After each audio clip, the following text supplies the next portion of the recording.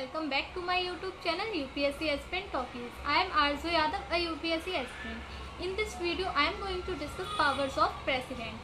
President की mainly 7 areas में power होती हैं. कौन कौन सी? Executive power, legislative power, financial power, judicial power, diplomatic power, military power and emergency power. अब इन सबको हम one by one discuss करेंगे. तो first है executive power. As we know, हमने इससे पहले वाले वीडियो में पढ़ा था कि president is the executive head of the state, जिसके कारण कि most of the executive positions को प्रेसिडेंट अपॉइंट करेंगे on the advice of union council of minister headed by PM. ठीक है, जैसे कि यूपीएससी, कैग, अटॉर्नी जनरल, इन सबको प्रेसिडेंट अपॉइंट करेंगे.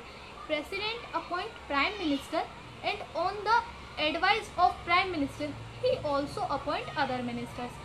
प्रेसिडेंट ना प्राइम मिनिस्टर की एडवाइस पर दूसरे मिनिस्टर्स को भी अपॉइंट करेंगे और प्रेसिडेंट ऑल्सो अपॉइंट गवर्नर को भी प्रेसिडेंट अपॉइंट करते हैं. ठीक है, इसके बाद नेक्स्ट है आर्टिकल 78.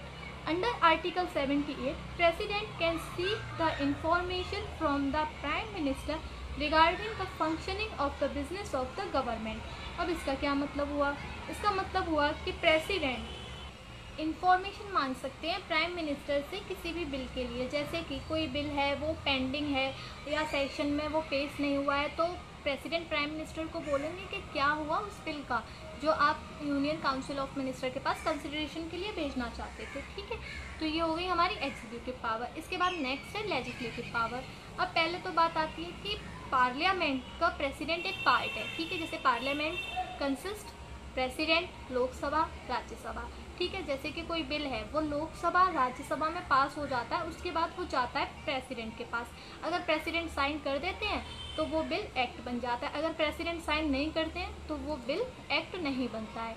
ठीक है, और प्रेसिडेंट को लेजिस्लेटिव पावर मिली है आर्टिकल 123 के अंदर कि वो कोई भी ऑर्डिनेंस पास कर सकते हैं. ठीक है, अब ऑर्डिनेंस वो कब पास कर सकते हैं? ऑर्डिनेंस वो पास कर सकते हैं जब हाउस सेशन में ना हो. और इंटरेस्टिंग बात पता है क्या, कि किसी भी हाउस के सेशन के बीच का जो गैप है वो 6 मंथ से ज़्यादा का नहीं होना चाहिए. इसलिए ऑर्डिनेंस की जो लाइफ होती है वो भी 6 मंथ की होती है.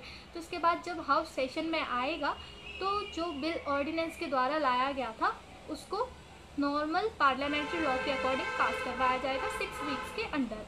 अगर वो पास हो जाता है तो वो बिल कंटिन्यू रहेगा, अगर नहीं होता है तो वो लैप्स कर जाएगा. ठीक है, इसके बाद बात करेंगे हम नेक्स्ट पावर की, मिलिट्री पावर की. तो आर्टिकल 53 कहता है कि सभी आर्म फोर्सेस के सुप्रीम कमांडर प्रेसिडेंट होंगे. ठीक है, मतलब जो भी वो ऑर्डर देंगे वही फाइनल होगा. ठीक है, अब जैसे कि मान लो किसी ने हमारे ऊपर अटैक कर दिया, तो अब वो अटैक किया है वो एक्सटर्नल अग्रेशन है या वॉर है, इसको डिक्लेयर करेंगे प्रेसिडेंट. अगर प्रेसिडेंट ने बोला कि ये एक्सटर्नल अग्रेशन है तो ठीक है, एक्सटर्नल अग्रेशन. अगर प्रेसिडेंट ने अनाउंस किया कि ये वॉर है तो इसको वॉर माना जाएगा. ठीक है, तो ये बात होगी मिलिट्री पावर की. अब इसके बाद बात करेंगे हम जुडिशियल पावर ऑफ प्रेसिडेंट. ठीक, अब जैसे कि मान लो किसी ने किसी का मर्डर कर दिया तो उसको पुलिस लेके जाएगी सबऑर्डिनेट कोर्ट में और वहाँ उसको दोषी पाया गया तो उसको वहाँ सज़ा हो गई. ठीक है, इसके बाद वो अप्लाई करेगा हाई कोर्ट में और हाई कोर्ट ने भी उसे सज़ा सुना दी.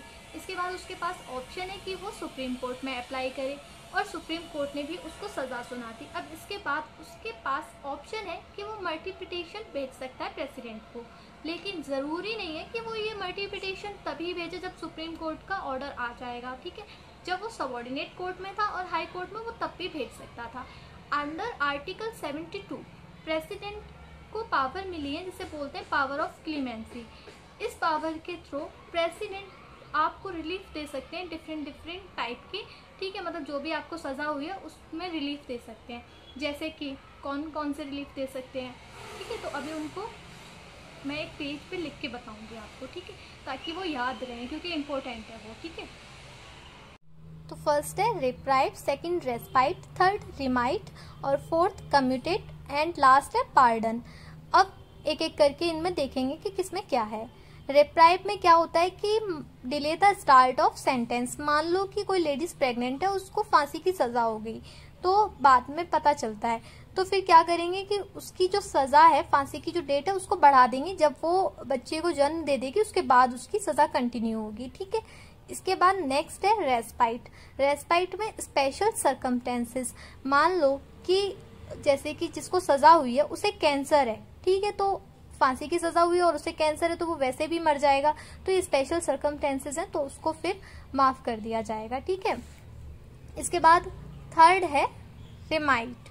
रिमाइट में क्या होता है, पनिशमेंट को फिक्स नंबर से कम कर सकते हैं। जैसे कि मान लो किसी को 20 साल की सजा मिली है तो प्रेसिडेंट उसका जो है सजा को 10 साल कर देंगे, ठीक है, मतलब जो फिक्स नंबर है उससे डिक्रीज कर देंगे। इसके बाद फोर्थ है कम्यूटेट। कम्यूटेट में क्या करते हैं, पनिशमेंट को एक फॉर्म से दूसरी फॉर्म में कन्वर्ट कर देंगे। जैसे किसी को फांसी की सजा थी तो उसे उम्र कैद की सजा दे देंगे, ठीक है, तो ऐसे हो जाएगा कम्यूटेट। इसके बाद लास्ट है पार्डन। पार्डन में क्या होता है, इसमें सजा बिल्कुल ही माफ कर दी जाती है, मतलब चाहे उम्र कैद की हो या फांसी की हो, बिल्कुल ही माफ कर दिया जाएगा। तो अब हम बात करेंगे प्रेसिडेंट की डिप्लोमेटिक पावर्स की, ठीक है। प्रेसिडेंट के पास पावर होती है कि वो हमारे डिप्लोमेट्स को अदर कंट्री में भेज सकते हैं और अदर कंट्री के डिप्लोमेट्स को हमारी कंट्री में अलाउड कर सकते हैं, ठीक है, जिसका मतलब है कि हमारे डिप्लोमेटिक रिलेशंस प्रेसिडेंट के थ्रू होते हैं। अब इसके बाद नेक्स्ट हम बात करेंगे इमरजेंसी पावर की, ठीक है, कि कौन कौन सी इमरजेंसी पावर प्रेसिडेंट के पास होती है। तो पार्ट 18 ऑफ द कॉन्स्टिट्यूशन में इमरजेंसी दी हुई है। तो आर्टिकल 352 में नेशनल इमरजेंसी है, आर्टिकल 356 में प्रेसिडेंट रूल और आर्टिकल 360 में फाइनेंशियल इमरजेंसी है।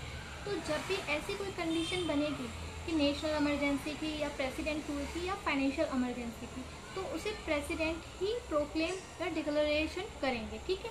तो ये बात हो गई प्रेसिडेंट की इमरजेंसी पावर की। इसके बाद सबसे इम्पोर्टेंट आती है कि फाइनेंशियल पावर, ठीक है। तो फाइनेंशियल पावर ऑफ प्रेसिडेंट में क्या है, पहले तो बात करते हैं कि जो भी फाइनेंशियल मैटर होता है, जैसे कि मनी बिल को सबसे पहले लोकसभा में इंट्रोड्यूस करते हैं, लेकिन उसके लिए भी हमें प्रायर रिकमेंडेशन चाहिए होती है प्रेसिडेंट की, ठीक है, उसके बाद ही हम मनी बिल को लोकसभा में पेश कर सकते हैं।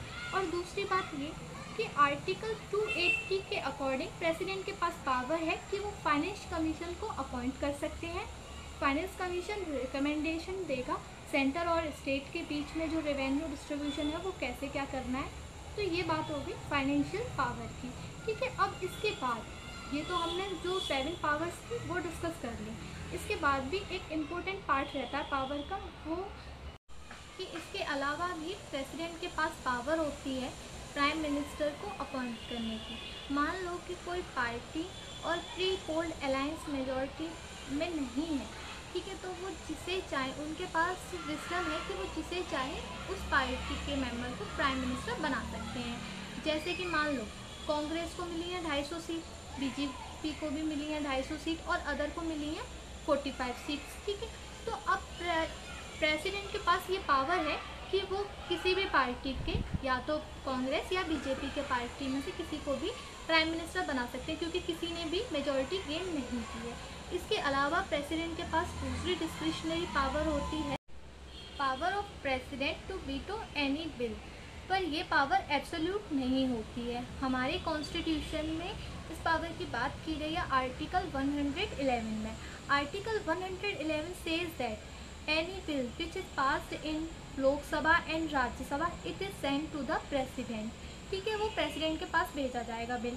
अब प्रेसिडेंट के पास 3 ऑप्शन होते हैं, या तो वो इस बिल को असेंट दे दें, या विदहोल्ड कर लें, या इसे रिकंसिडरेशन के लिए भेज दें।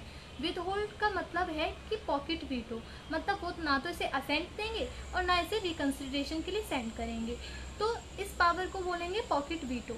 लेकिन अगर इनके बाद मतलब जो दूसरे प्रेसिडेंट बनेंगे, अगर वो इस बिल को असेंट देना चाहें या रिकंसिडरेशन के लिए भेजना चाहें तो वो इसको भेज सकते हैं, ठीक है। इसके बाद दूसरा कि वो एक बिल को अगर रिकंसिडरेशन के लिए सेंड करते हैं तो लोकसभा राज्यसभा में एक बार ही रिकंसिडरेशन के लिए भेज सकते हैं। अगर वहाँ से वो बिल दोबारा से पास होके आ जाता है तो प्रेसिडेंट को उस बिल को असेंट देनी ही पड़ेगी, मतलब ये पावर उसके पास एब्सोल्यूट नहीं होती है और इस पावर को बोलते हैं सस्पेंसिव वीटो। तो इंडिया में दो टाइप की पावर होती है veto power, suspensive veto power और पॉकेट वीटो पावर, जो कि एब्सोल्यूट वीटो पावर इंडिया में नहीं होती है प्रेसिडेंट के पास, ठीक है। तो ये कुछ थी discretionary power of president. So guys हमने प्रेसिडेंट की पावर्स डिस्कस कर ली है, डिस्क्रिशनरी पावर भी और 7 वो पावर भी। अगर इसके बाद भी अगर आपको कोई इससे रिलेटेड डाउट रहता है तो you can comment me in comment box. मुझे जब भी टाइम मिलेगा आई विल मेक श्योर कि मैं आपके कमेंट का जल्दी से रिप्लाई करूँ। और इस वीडियो को यहीं ख़त्म करती हूँ। Thank you.